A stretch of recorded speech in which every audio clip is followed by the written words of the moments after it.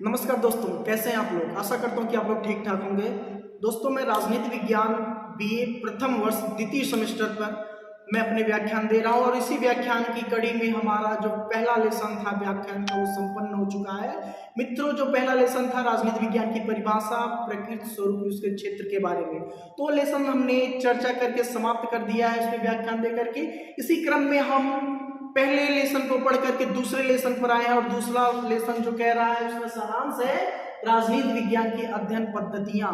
मित्रों, हमें ज्ञान की प्राप्ति करने के लिए हमें किसी न किसी अध्ययन पद्धतियों का सहारा लेना पड़ता है, लेकिन मुख्य रूप से अगर जो कहा जाए तो दो अध्ययन पद्धतियां हैं, एक अगमनात्मक अध्ययन पद्धति और दूसरा निगमनात्मक अध्ययन पद्धति।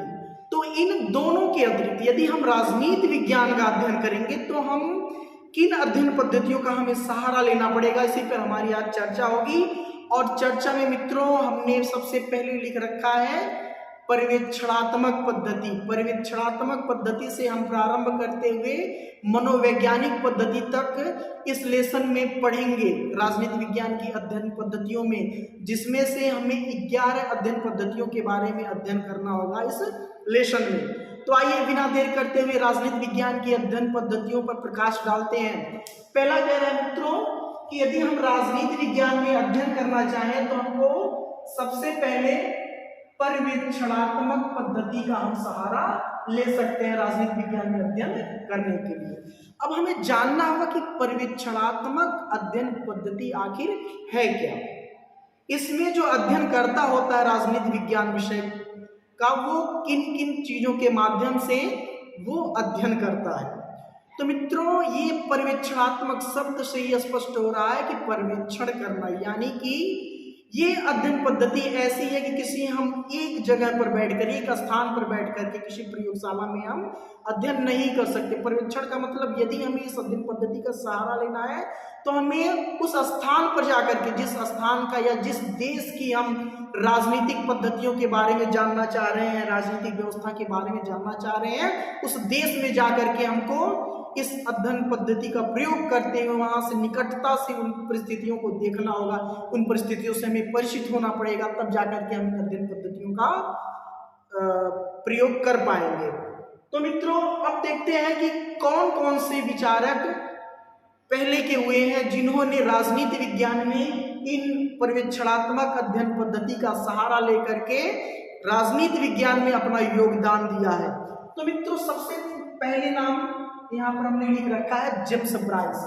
जेम्स ब्राइस का एक ग्रंथ है मित्रों, जेम्स ब्राइस ने पर्यवेक्षणात्मक पद्धति का सहारा लिया और पर्यवेक्षणात्मक पद्धति का सहारा लेते हुए उन्होंने 2 पुस्तक लिखी। अमेरिका में गए और उन्होंने 2 पुस्तक लिखी, एक है अमेरिकन संघ और दूसरा है आधुनिक प्रजातंत्र। इन दोनों पुस्तकों की रचना किसने किया है? जेम्स ब्राइस ने। अध्ययन पद्धति दूसरी पर्यवेक्षणात्मक अध्ययन पद्धति का प्रयोग करते हुए दूसरे राजनीतिक विचारक हैं जिनका नाम है मॉन्टेस्क्यू। मॉन्टेस्क्यू फ्रांस के रहने वाले थे और इन्होंने पर्यवेक्षणात्मक अध्ययन पद्धतियों का प्रयोग करते हुए उन्होंने एक पुस्तक लिखी, the spirit of loss. The spirit of law इन्होंने पुस्तक लिखी और इन्होंने पर्यवेक्षणात्मक अध्ययन पद्धति का ही प्रयोग किया। मित्रों, फिर अगले जो विचारक आते हैं सिडनी वेब और बेट्रिस वेब। ये दोनों पति पत्नी हैं, ये दोनों पति पत्नी हैं और ये दोनों लोग रूस की यात्रा करते हुए, चूंकि हमने कहा कि ये जो पद्धति होती है पर्यवेक्षणात्मक होती है, मतलब हम एक स्थान पर रह करके हम किसी भी इस पद्धति का प्रयोग करके हम राजनीति विज्ञान में अपने विचार नहीं दे सकते। तो हमें जिस जगह पर हम पर्यवेक्षण करने जा रहे हैं, जिस देश की राजनीतिक व्यवस्था को हम समझने जा रहे हैं, वहां पर हम खुद उस देश में जाकर के उनकी चीजों को नजदीक से देखेंगे, उनकी जीवन शैली को देखेंगे, उनके रहन सहन को देखेंगे, वहां की शासन व्यवस्था को देखेंगे, यानी कि सभी चीजों पर हम बारीकी से अध्ययन करते हुए इसका प्रयोग करेंगे। तो इसी तरह से ये पति पत्नी है सिडनी वेब और बेट्रिस वेब।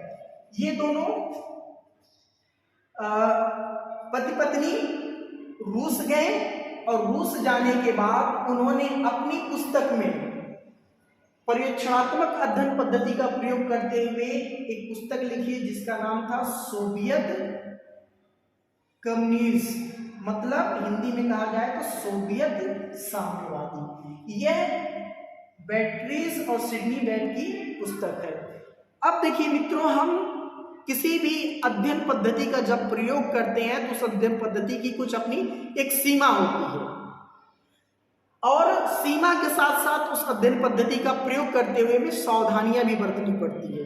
ऐसा नहीं कि हम सीमा से बाहर रह करके किसी चीज का प्रयोग करें। यदि हम सीमा से बाहर रह करके किसी चीज का प्रयोग करेंगे तो हम अच्छे निष्कर्ष पर नहीं पहुंच पाएंगे। उन चीजों का हम उल्लंघन कर बैठेंगे और हमसे सावधानियां भी नहीं हो पाएंगी, उस अध्ययन में हमें त्रुटियां मिलेंगी। तो इस पर्यवेक्षणात्मक अध्ययन पद्धति का प्रयोग करने वाले जो राजनीतिक विचारक होंगे, जो पर्यवेक्षणात्मक अध्ययन पद्धतियों का सहारा लेते हुए प्रयोग करते हैं, वो क्या सीमाएं बरतते हैं। तो मित्रों, अभी हमने कहा कि यह एक स्थान पर बैठ करके प्रयोग करने वाला पद्धति नहीं है, तो ये अत्यंत खर्चीली पद्धति है। मित्रों, ये साधन संपन्न लोग ही, साधन संपन्न व्यक्ति ही इस पद्धति का प्रयोग कर सकते हैं। क्यों प्रयोग कर सकते हैं? अगर जो मुझसे कह दिया जाए कि मंजित जी जाइए आप अमेरिका में पर्यवेक्षणात्मक पद्धति का प्रयोग करते हुए वहां के रहन सहन, राजनीतिक व्यवस्था, संस्कृति, सभी चीजों के बारे में जानकारी इकट्ठा करिए, तो मेरे पास तो इतना पैसा नहीं है कि मैं अमेरिका जा सके भ्रमण करके पर्यवेक्षण करके इस अध्ययन पद्धति का प्रयोग करूं। क्योंकि अब यहाँ देखिए, ये अध्ययन पद्धति किसके लिए है? साधन संपन्न लोगों के लिए है, क्योंकि ये अध्ययन पद्धति बहुत खर्चीली होती है। तो ये इसकी सीमा हो गई। हमारे पास साधन नहीं है, साधन संपन्न नहीं है, तो हम इस पद्धति का प्रयोग करने में सफलता नहीं प्राप्त कर सकते। अब दूसरी कह रहा है इसमें क्या सावधानियां बरतनी चाहिए। सावधानियां क्या बरतनी चाहिए इस पद्धति का प्रयोग करते हुए? इसकी सावधानियां ये बरतनी चाहिए कि जब हम किसी देश के भ्रमण पर निकले, किसी देश की यात्रा पर निकले और पर्यवेक्षणात्मक पद्धति का प्रयोग करते हुए अपने विचार, राजनीति विज्ञान में के योगदान में सहयोग करने के लिए दें, तो सावधानियां ये होनी चाहिए कि हम जहां विचार करने, जिस देश की यात्रा पर जा रहे हैं, भ्रमण करने जा रहे हैं, वहां के रहन सहन को देखने जा रहे हैं, उसमें हम अपने विचार ना डालें। बिल्कुल ये वास्तविकता पर आधारित हो। हमें वहां पर उदारवादी बनने की जरूरत नहीं, हमें अपने व्यक्तिगत विचार देने की जरूरत नहीं है। निष्पक्ष रूप से सभी चीजों पर प्रकाश डालते हुए अपनी विचार दें। तो ये सावधानी बरतनी चाहिए मित्रों। तो ये पर्यवेक्षणात्मक पद्धति के बारे में जानकारी रही। फिर अगले वीडियो में मिलते हैं, तब तक बने रहिए काव्य क्लासेस के साथ। और मित्रों, आप हमारे नए चैनल पर नए हैं तो हमारे चैनल को आप सब्सक्राइब करिए, लाइक करिए तथा मित्रों को शेयर करिए। तब तक के लिए नमस्कार।